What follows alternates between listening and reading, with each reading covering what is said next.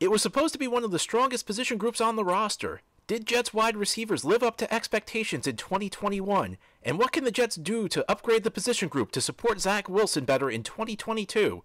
We'll talk about all this and more on today's episode of the Locked On Jets podcast.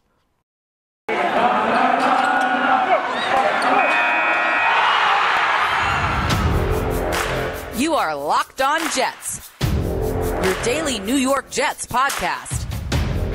Part of the Locked On Podcast Network, your team every day.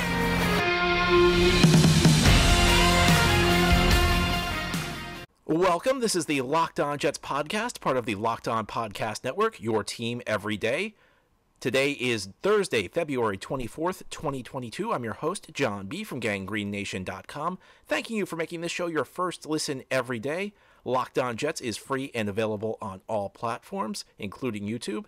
If you like what you see or hear, click the subscribe button and you'll never miss an episode. And if you're watching on YouTube and you like what you see, give this episode a thumbs up. It helps other Jets fans find the channel. Well, today we're going to continue our positional recap series. The other day, I talked about the quarterback position for the Jets in 2021. Now today, I'm going to look at the players Zach Wilson was throwing the ball to. We're going to talk wide receivers. And heading into 2021, this seemed on paper like one of the strongest position groups on the roster. The Jets had what seemed to be 5 quality players at the position. And some of them did not live up to expectations. One player, Braxton Barrios, who you would not have included among those 5, played above expectations this year. So we're going to talk about all of the wide receivers for the Jets, and we'll also talk about what the Jets can do this offseason to upgrade this position group to help Zach Wilson out, because I think there's no question this is a group that could use an upgrade. It's not a horrible group. It's not the type of group Sam Darnold had. It's not the type of group Geno Smith had, but it's still a group that needs some work. And in particular, I think they could use kind of a go-to guy, a number 1 type receiver. But let's look back before we get into that. Let's talk about how the Jets wide receivers performed in 2021. And I'm going to begin with the starters. And I think the first guy we need to talk about is somebody who there was a lot of excitement when the Jets signed him last offseason, and he got pretty much nothing but criticism during the season, and that's Corey Davis. And I'm not going to sit here and tell you this was a great season for Corey Davis, because it was not. It was kind of disappointing. I mean, obviously, he missed quite a bit of time, only played 9 games. There were some key moments where he did not come up big. He was very inconsistent. There were some, I'm not going to call them drops. There were drops. There were a couple of big plays. There was one against Denver where it wasn't technically a drop, but it was a ball he could have caught for the amount of money he's making. You could argue he should have caught it. Against New England, there were a couple of plays week 2 that were there to be made that he did not make. Maybe they were not necessarily his fault completely because Zach Wilson may have made a bad read throwing him the ball, but there were still plays he could have made. So Corey Davis had kind of a disappointing first season. That said, I do think that the level of criticism, the degree of criticism which Corey Davis has received is a little bit over the top. If he has this kind of year again next season, then I'll be with you. I'll just be to the point where it's time to move on. But I don't think he was as bad as people made him out to be. Now listen, the injuries are unfortunate. They factor in the fact he could only play 9 games. That's not a great thing. But if you look at the kind of season he was having, he was on pace. If he played 17 games and continued at the rate he was going, he was on pace to have over 900 yards. That's not a horrendous season. And I get the feeling when people talk about Corey Davis, they talk, well, he was supposed to be an elite receiver. He was supposed to be a number 1 kind of guy. No, he really wasn't. You look at the deal the Jets gave him, lots of guaranteed money, but he was outside the top 20 at the wide receiver position for annual value in his contract. So his salary is not that great. Jets are kind of paying him to be a low-end number 1, maybe a high-end number 2 type receiver. Now, in the absence of a legitimate number 1 receiver, maybe you were expecting a little bit more out of Davis, but this is not a guy who was paid to be DeAndre Hopkins. This was not a guy who was paid to be Devontae Adams. This was a guy paid to be a good receiver, and maybe he fell a little bit short of those expectations, but I get the feeling people are too down on him. I mean, if you look at some of the other guys who got comparable money in free agency, at least as far as annual value goes, you have Curtis Samuel, you have Will Fuller, you've got Nelson Aguilar. Corey Davis was better than all of those guys this year. And if you look at guys who got more money, the one big contract, the one truly enormous deal that was given out in free agency was Kenny Golladay. And I don't think anybody would trade Corey Davis for Kenny Golladay. So I kind of am at this middle ground with Corey Davis. I'm not going to declare his season a success. And again, if he repeats that kind of season again next year, I'll be first in line to say, let's get rid of Corey Davis. But I do have hope for him. It's not like this season was a total bust, and there were things to build on. And maybe if the Jets add a little bit more talent around him, his failures won't stand up so much. This is a guy who was always kind of inconsistent in Tennessee, and again, we got kind of inconsistency. So I'm willing to give Corey Davis more of a chance, probably more than a lot of people are. Not saying he was great, not saying I love Corey Davis. I'm not even going to say he was everything we wanted him to be. I think he was a little disappointing, but a little. People talk about him like he's Brashad Perryman. I don't think he was that bad. I think he's earned another chance, and we'll see what he can do going forward in 2022.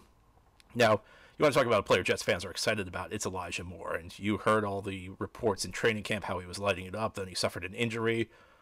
I guess I could take the blame for that because I was there the day he got injured. I remember seeing him walk off the field. I was so excited because usually when I go to training camp, it's only for a couple days. So I was hearing all these reports about how great Elijah Moore was. And then I went to training camp looking forward to seeing him. And then he got hurt, missed all the preseason, kind of began the 2021 season slowly. And then he started to come on, and he battled injuries through the season. He was limited to 11 games, but he ended up leading the Jets with 538 yards in those 11 games and 5 touchdowns. And that's in spite of him missing all those games. So if he starts putting it together, it was also in spite of him getting off to a pretty slow start. So it kind of felt like things began to click for him, honestly, when Mike White went into the lineup. It seemed like the connection between him and Zach Wilson just was not there. Maybe that was due in part to him missing that time in training camp in the preseason, although you'd have to wonder why Mike White was so much better with him. Even when Zach Wilson got back, I don't think it was everything you wanted it to be. There were still some miscommunications. I remember one play, the second half against the Eagles, where it wasn't so much that either of them messed up, it's just they weren't on the same page. The timing of his route wasn't syncing with Wilson getting the ball out. So maybe with an offseason of work together, they can improve those things. If there's a receiver on this roster who has the chance to develop into a number one, the type of guy who can organically grow into being a go-to guy, it's clearly Elijah Moore. He has game-breaking speed. We saw that in the game against Miami with Joe Flacco, where he hit more on a long touchdown pass. It was kind of Moore's breakout game. You could see he was kind of building towards something ever since Mike White got into the lineup. And that was the game where he really took over. I was really excited when the Jets got him. I think that there were lots of hopes for him when he got off to that slow start to the season. There was lots of frustration. There were some people wondering, well, he's not that big, so people are saying, well, he should go into the slot. There was lots of complaining about that. After Elijah Moore began to come on around mid-season, people weren't saying so much about that he should go into the slot. People were kind of good with him on the outside. I think this is clearly a guy who's a part of the building blocks going forward. And he also plays, I think, like when I think about the Jets wide receiver position, I think of this role, I don't know what you'd call it. Maybe it's like a running receiver or a receiver back, but they essentially put him into motion and they try and manufacture touches in space, whether they're just throwing it out to him on a screen, getting him the ball on the run, whether it's a jet sweep. They just try and figure out ways to get him the ball. And that's the role that Moore kind of played. And I almost could pick up that there was a backup for his role. And we'll talk about that in the second segment where I talk about some of the backups at wide receiver for the Jets. But I think there's a lot to be excited about with Elijah Moore. How good is he going to be? I mean, I don't know. I think he's got the potential to be a go-to guy in this offense. I don't think he necessarily needs to be a go-to guy for this to be a successful draft pick. I think that he's on a very good track, though. And around midseason, again, you could really begin to see him break out. He was really starting to put the pieces together. So I think you have to be very excited about what you see out of Elijah Moore. Now, I don't think there's any question this was kind of a disappointing season for Jameson Crowder. In fact, if you look at his statistics through his career, it was probably his least productive season. Although, let me tell you something you probably did not know. Jefferson Crowder, despite playing only 12 games, so he missed 5, he led the team in receptions. He actually was the Jets' leading receiver, 51 catches. Did you know that? I didn't know that. I mean, based on the season Crowder was having, I didn't think it was that great, but he still was moderately productive. He had 447 yards, averaged 37 yards per game while he was in there. Even in the least productive year of his career, where he only had 447 yards, he was limited due to injuries.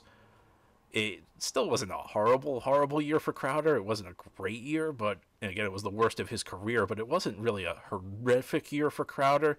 He still was pretty productive when he was in the lineup. And the other thing I'm going to say for Crowder is, and this is something that I think people kind of missed, he played Week 18 at Buffalo, and it wasn't clear he was healthy. He was coming back from injuries.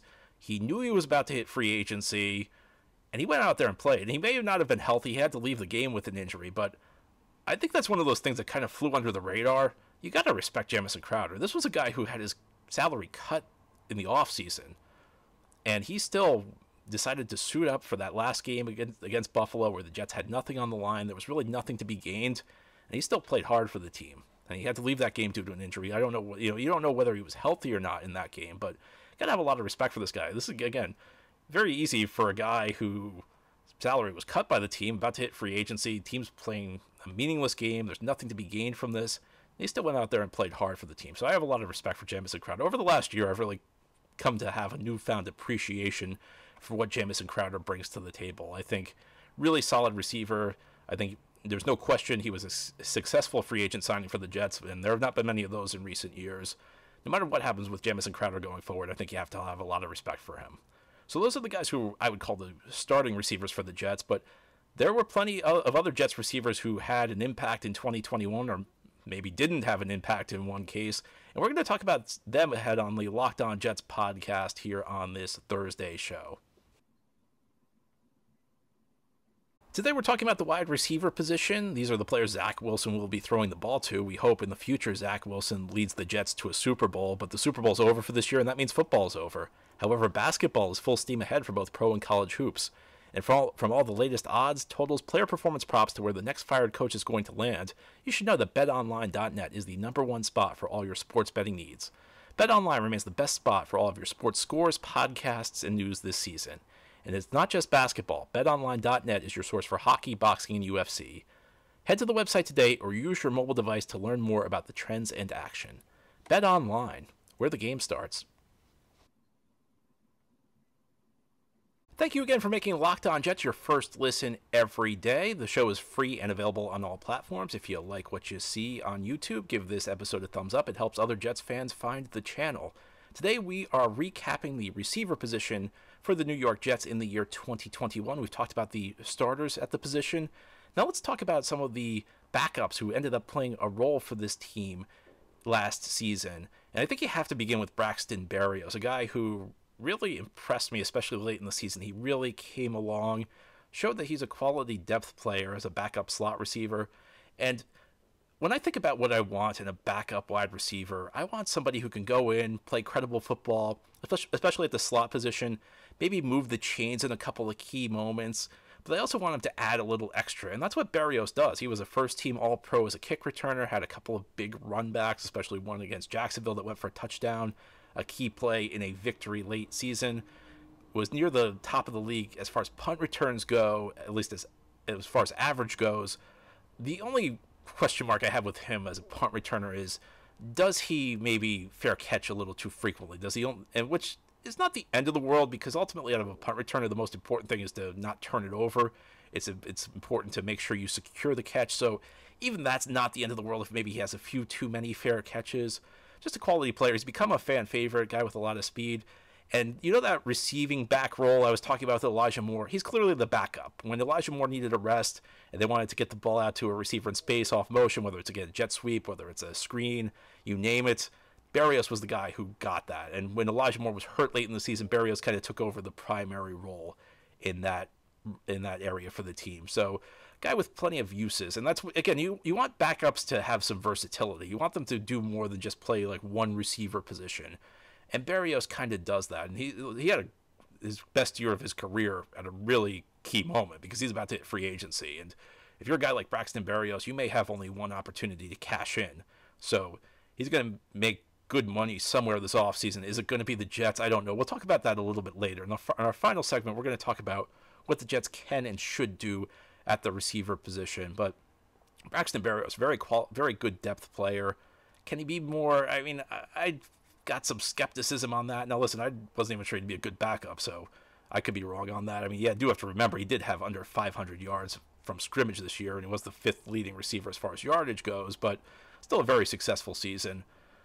You got to give Barrios a lot of credit for what he did. Again, first team All-Pro on a special teams as a kick returner. Just a tremendous season from Braxton Barrios. Then you have Keelan Cole, and Keelan Cole is a guy who's pretty heavily criticized in the fan base.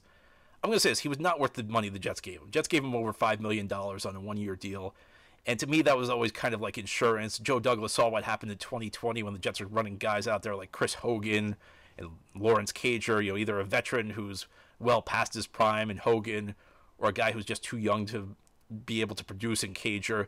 I think the Jets just wanted to avoid that. So I think the Jets maybe overpaid Keelan Cole a little bit just to make sure they were running credible professional receivers out there. And I do think Cole was a cut above like a Cager or a Hogan. I'm not saying he was great.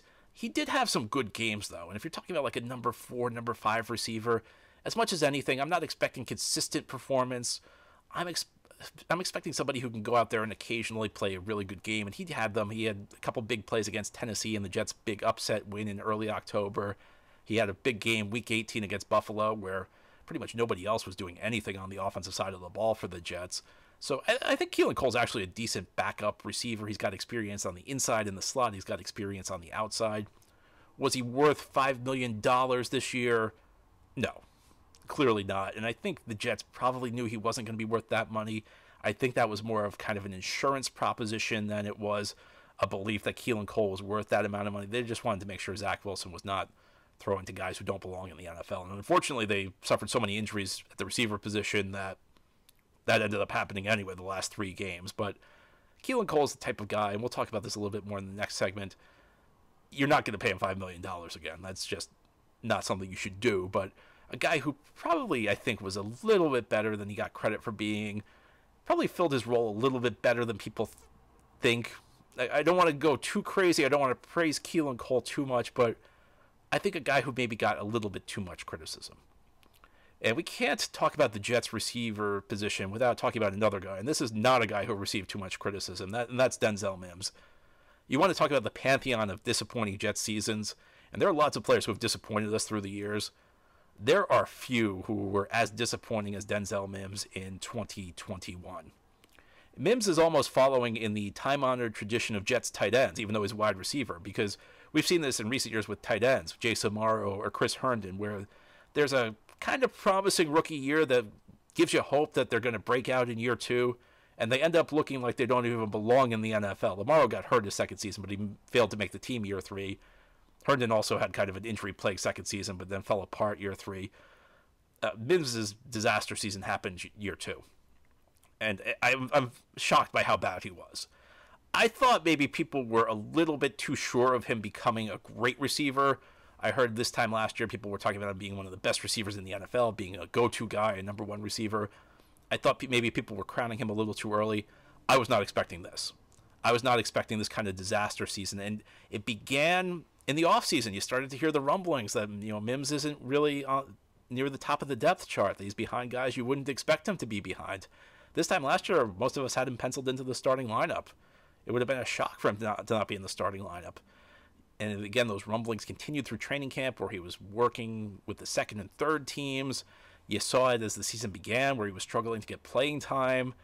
And by the end of the season, he was a mess. I mean, he was such a mess that he couldn't even get lined up correctly. I mean, there were penalties because he was lined up in the wrong spot. It was unbelievable. It's like the guy forgot how to play. Clearly a guy who just lost all of his confidence through the season. Is it a case where he was just never that good to begin with? Well, and honestly, in all honesty, most cases where you see a situation like Mims, that's what it is, where maybe we overrated him, where we fell in love with the physical ability, but there's more to playing the game than physical ability. Is it a case where he's just not a fit for the system? Maybe. I don't know that I buy that. I think a guy with Mims' skill set, even if it's not exactly what the Jets want, even if the Jets want more of a catch-and-run offense, I still think a big guy who can go up and win the ball, win contested catches in theory, he has a fit for any offense. Is it a situation where the personalities just are not a good mix? And sometimes that happens. Sometimes you can see it in any field, not just football. Your office. You see somebody could be a great worker with one boss, another boss and them just don't connect. It just, for whatever reason, it just doesn't work. Their production goes down. It could be that. does Mims need to change the scenery? You know, I don't know. I mean, my personal theory is that we just overrated him.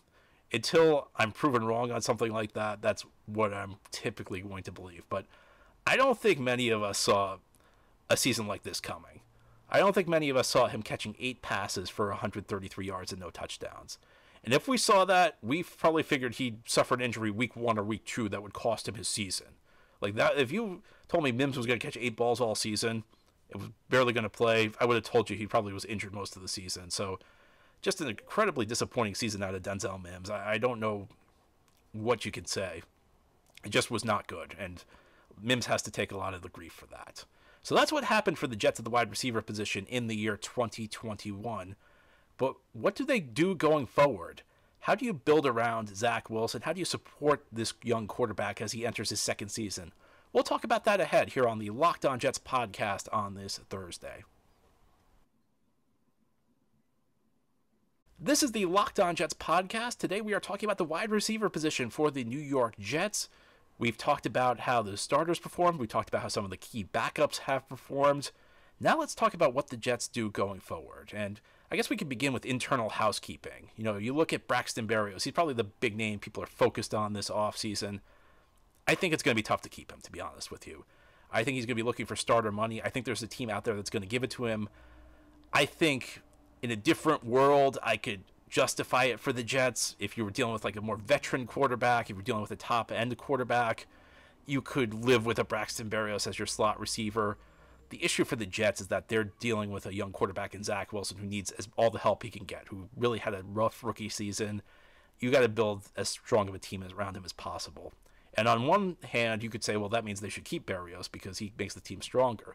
But on the other hand, if you're giving Braxton Barrios starter money, that probably takes you out of the market for other good receivers. And there are going to be a lot of receivers out there who are more talented than Braxton Barrios. And Barrios brings something to the table as far as kick returns go, but kick returns are becoming less and less prominent in the NFL. They really want to eliminate those, and you see them each year. It kind of becomes less and less a part of the game. So I'm always a little bit scared of investing a ton of resources in anybody who derives a ton of his value from kick returns. So I would bring Barrios back if he was looking for a reasonable deal. If we're talking an annual salary of maybe $5 million or under, I could justify it.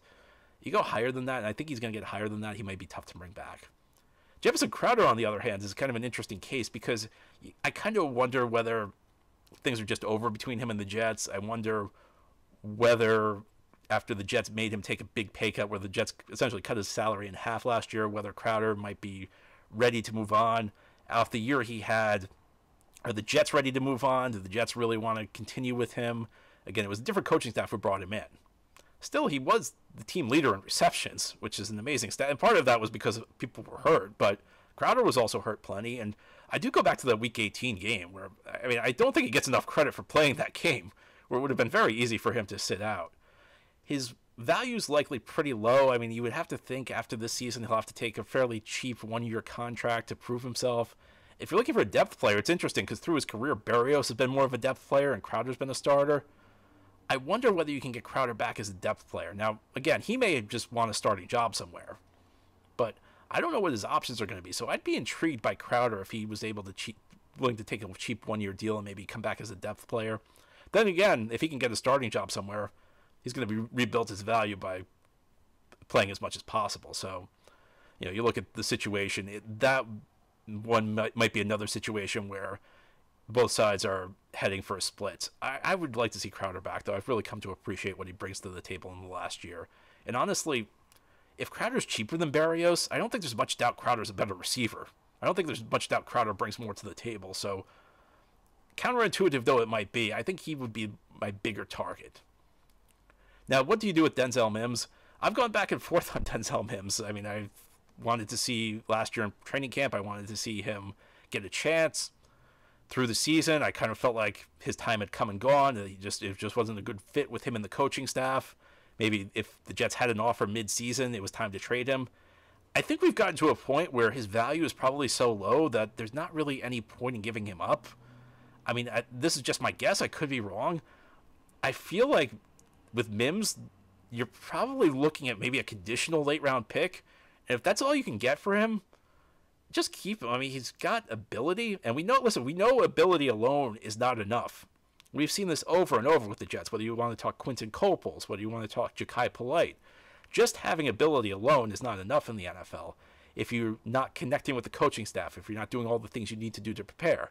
But you just can't teach the things Mims can do. And if there was a better package on the table, and listen, I think that based on the reports, and we don't know what they were offered, based on the reports that the Jets had trade offers last year in the offseason at the deadline, they probably made a mistake not moving him quicker, because I don't know how much he factors into the future, but I almost feel like at this point, if you're not going to get anything in return, bring Denzel Mims back, give him one more chance. And I'm not even saying he's guaranteed a roster spot. I mean, if he's not good enough, he's not one of your top 5-6 receivers in training camp, which he might not be, then you move on. Then you maybe look to deal him, even if it's only for a conditional late-round pick. And if not, then maybe you cut him. I am just so disappointed in Denzel Mims. And I'm not going to go to bat for him. I spent 3 years going to bat for Chris Herndon. So if Denzel Mims is upset because I'm not going to bat for him, he can thank Chris Herndon, because Chris Herndon made me look ridiculous for continuing to defend him after years and years of bad play following a promising rookie season. I'm finished defending Denzel Mims. Denzel Mims has to produce before I'm going to stick up for him, but I'm very disappointed in Denzel Mims. So what do you do externally for the Jets?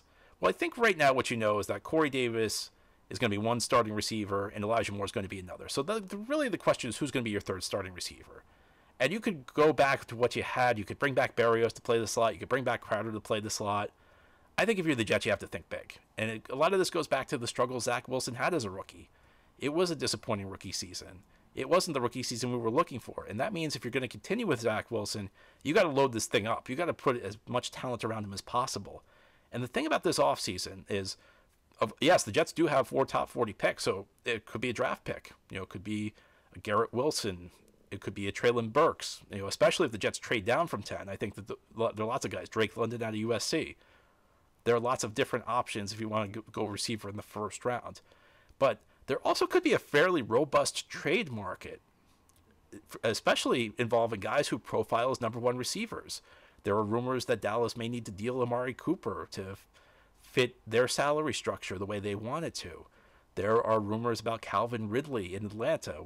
There's some question marks surrounding him, but very talented receiver. Nobody's questioning the talent there.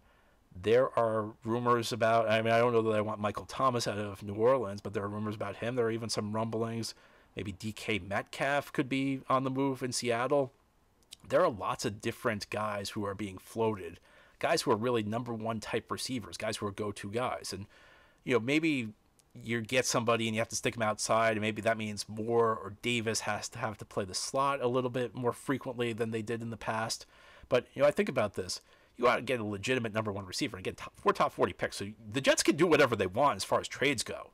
The Jets can probably get any player they want who's on the trade market, because they're still going to have a surplus of draft capital. This is the year to trade if you're the Jets. And I like the idea of getting an experienced receiver, because you got a young quarterback. So you don't want to have your quarterback. You saw the issues with Denzel Mims where he couldn't get lined up correctly. Zach Wilson's worrying about himself. Zach Wilson's trying to figure it out right now. So he's not going to be able to correct Denzel Mims when he lines up wrong. You got to get a veteran in there, and you have a young, talented young guy. So you want to find the right balance of youth and experience. You got a talented young guy in Elijah Moore, but I think you want to put another veteran around Zach Wilson, somebody who knows what he's doing, somebody who knows the hot route to run when there's a blitz.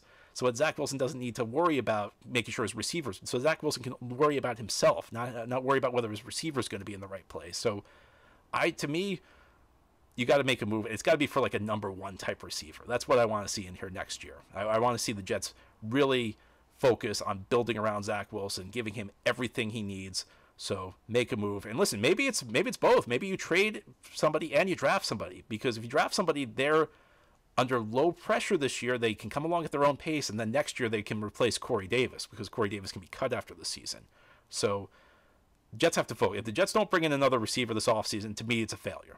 They have to bring in a receiver with number 1 potential. That's one of the non-negotiables for me this offseason. That's something they absolutely have to do to help Zach Wilson out. Anyway, that's all for our show today. Thank you for listening. Thank you for watching. This has been the Locked On Jets podcast, part of the Locked On Podcast Network. If you enjoyed the show, subscribe to it. And if you're watching on YouTube, give this episode a thumbs up. It helps out the channel quite a bit. Hope you have a great Thursday, everybody. We'll be back tomorrow to close out the week.